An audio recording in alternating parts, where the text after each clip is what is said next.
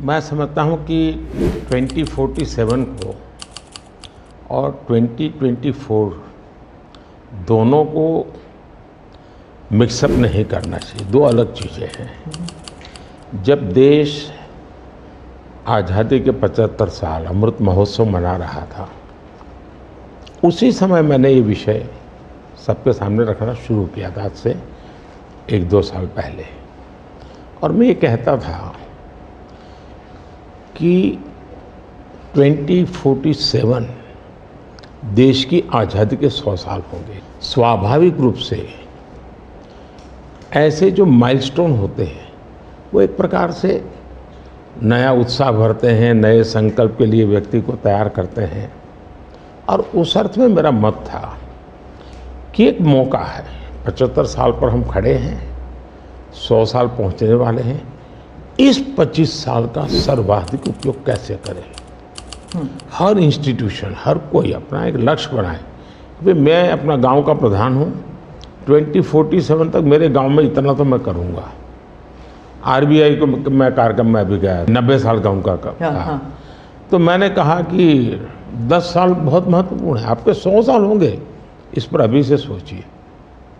तो मेरे मन में 2047 ये भारत की आज़ादी के 100 साल और देश में एक प्रेरणा जगनी चाहिए।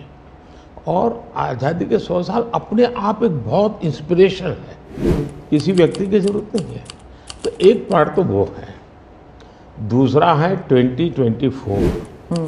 2024 ये चुनाव का हमारा जो क्रम है 5 साल का, उसके हिसाब से वो आया हुआ क्रम है। और मैं मानता हूँ कि चुनाव ऑल टुगेदर डिफरेंट थिंग है। एक तरफ इस चुनाव में आप देखते हैं, लोकतंत्र में चुनाव को हमने लाइट नहीं लेना चाहिए।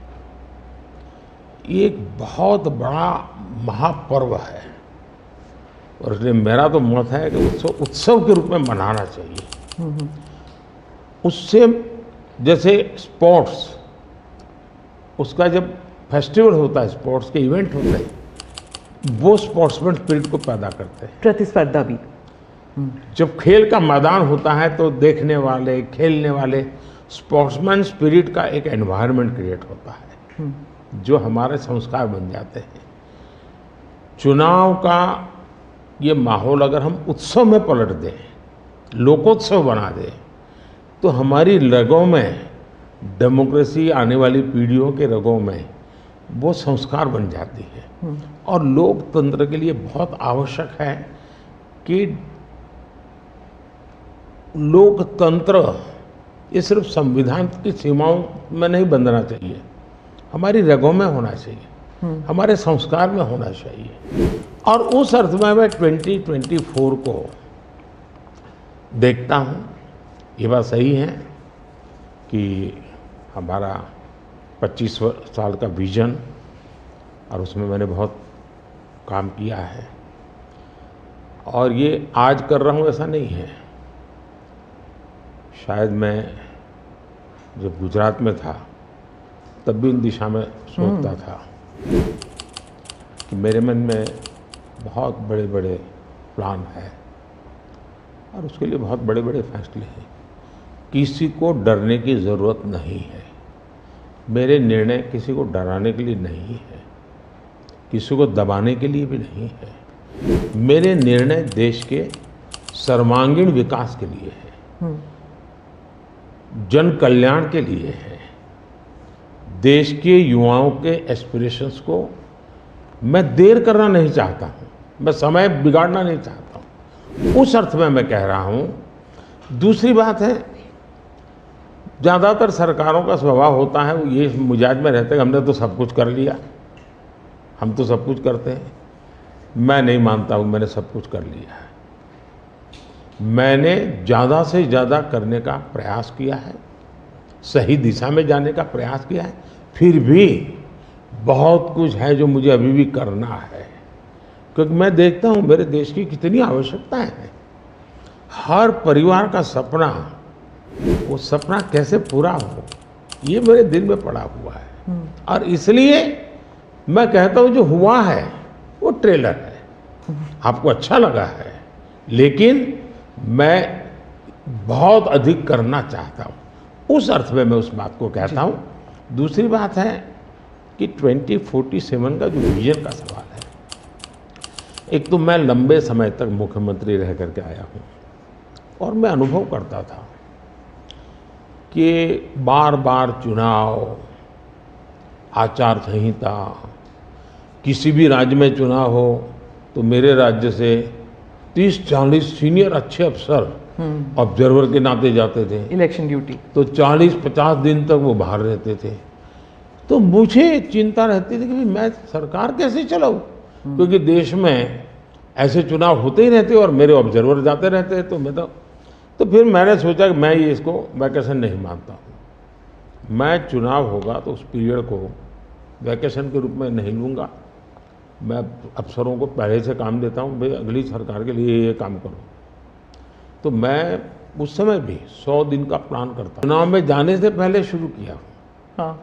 और दरअसल मैंने कैसे किया कि मैं पिछले 2 साल से 2047 को ध्यान में रख के काम करता था, और उसके लिए मैंने देश भर में लोगों के ओपिनियन मांगे, सुझाव मांगे। शायद 15 लाख से अधिक लोगों के मैंने सुझाव दिए हैं कि वो आने वाले 25 साल में हिंदुस्तान को कैसे देखना चाहते हैं। और मैंने सभी यूनिवर्सिटीज़ को कांटेक्ट किया, मैंने अलग अलग एनजीओ को कांटेक्ट किया, संगठनों को, और 15-20 लाख लोग उन्होंने इनपुट दिया। फिर मैंने एआई की मदद लेकर के उसको सब्जेक्ट वाइज बनाया। काफ़ी मैंने टेक्नोलॉजी, आर्टिफिशियल इंटेलिजेंस, हाँ, टेक्नोलॉजी का भरपूर उपयोग किया। ओके। मैंने हर विभाग में अफसरों की एक डेडिकेटेड टीम बनाई कि भाई इस पर काम कीजिए, कैसे हो सकता है अगले टर्म के लिए, 25 साल के लिए। 25। और फिर मैंने खुद ने उनके साथ बैठा, प्रेजेंटेशन दिए 2-2, 2.5 घंटे, और मेरा विजन के अनुरूप क्या चीज़ें हैं, कौन सी चीज़ें डुएबल हैं, कौन सी चीज़ें डुएबल नहीं। थोड़ा सा ट्रेलर बता सकते हैं? उसको मैं ऐसा है कि आचार संहिता चल रही है। अच्छा। मैं अभी अगर इन चीज़ों को बताऊंगा तो शायद कोई इसको गलत अर्थ में ले लेगा, तो मैं उसमें फंसना नहीं चाहता हूँ जी। लेकिन इसमें कुछ छुपा हुआ नहीं है, मिल ही जाएगा। दूसरा मैंने कहा कि मैं चाहता हूँ कि ये जो मैं डॉक्यूमेंट बना रहा हूँ, जो मेरा विजन है जी। लेकिन वो विजन मोदी की बपौती नहीं है, वो 15-20 लाख लोगों के विचारों को उसमें समाहित किया। एक प्रकार से इसकी ओनरशिप देश की है। 15-20 लाख लोग इनपुट देते हैं, मतलब पूरा देश दे रहा है जी। मैंने क्या किया है कि मैंने उसको अभी डॉक्यूमेंट के रूप में तैयार करवा रहा हूँ। जैसे ही चुनाव प्रक्रिया पूरी हो जाएगी तुरंत वो स्टेट को भेज दिया जाएगा। ओके। मैं चाहूँगा कि स्टेट उस पर काम करे। स्टेट को क्या लगता है, क्या हो सकता है, क्या नहीं। और वो सिर्फ बीजेपी स्टेट्स नहीं है, सभी नहीं, पूरा देश, ये देश का है, ये भाजपा का नहीं है जी। ओके। ये काम देश का है जी। फिर मैं नीति आयोग की मीटिंग बुलाऊंगा, उसमें इस पर व्यापक चर्चा करूंगा मुख्यमंत्रियों के साथ, और फिर उसमें से एक फाइनल चीज़ बनेगी। दूसरी तरफ मैंने अफसरों को कहा कि अभी जो हमारे सामने चित्र बना है, जो कुछ भी इनपुट आए उसके आधार पर मैंने अपने इनपुट दिए, उसमें से मुझे 3 हिस्सों में काम करना है। एक, बीजेपी का जो मैनिफेस्टो आएगा उसमें से करणीय काम तुरंत कैसे ले सकते हैं। दूसरा, ये जो 25 साल का हमारा जो एक खाका बना है, जो मेरा अपना विजन है, अभी तो मैं चाहूँगा कि मुझे और भी उसमें क्रिटिकल इनपुट चाहिए मुझे। मैं ऐसा नहीं मानता हूँ कि सब कुछ मुझे ही समझ और मुझे ही दिखता है। कोशिश मैंने भारी की, मैंने काफ़ी समय लगाया है इसमें। उसको मैं 3 हिस्सों में बांटा। एक 25 साल, उसके लाइट में मेरे नेक्स्ट 5 ईयर, और उसके लाइट में मेरे फर्स्ट 100 डेज। तो इस प्रकार से मैंने पूरा डिजाइन बना के अफसरों को काम पे लगा दिया है, क्योंकि मैं 1 मिनट भी गंवाना नहीं चाहता हूँ जी। अब आपको याद होगा 2019 में बहुत कम लोगों को ध्यान रहता है, उस समय भी मैंने 100 दिन का काम दे करके चुनाव के मैदान में गया था, और जब मैं वापस आया आर्टिकल 370 100 दिन में मैंने कर दिया। 3 तलाक से मेरी बहनों को मुक्ति दिला दी, पहले 100 दिन में किया। यूएपीए बिल सिक्योरिटी को लेकर के हमने 100 दिन में कर दिया। बैंकों का मर्जर बहुत बड़ा काम था, हमने 100 दिन में कर। इतना ही नहीं, पशु का टीकाकरण, ये कोविड के टीकाकरण की इतनी चल रहा है ना, मैं देश में पहली बार करीब 15,000 करोड़ रुपया लगा करके पशुओं के टीकाकरण का बड़ा अभियान चला रहा हूँ, और मैंने 19 में पहले 100 दिन में किया था। तो मैं 100 दिन का क्या काम करना वो हैफाजत नहीं करता, मैं बिल्कुल प्लानिंग करके उसको आधार पर आगे चलाता हूँ।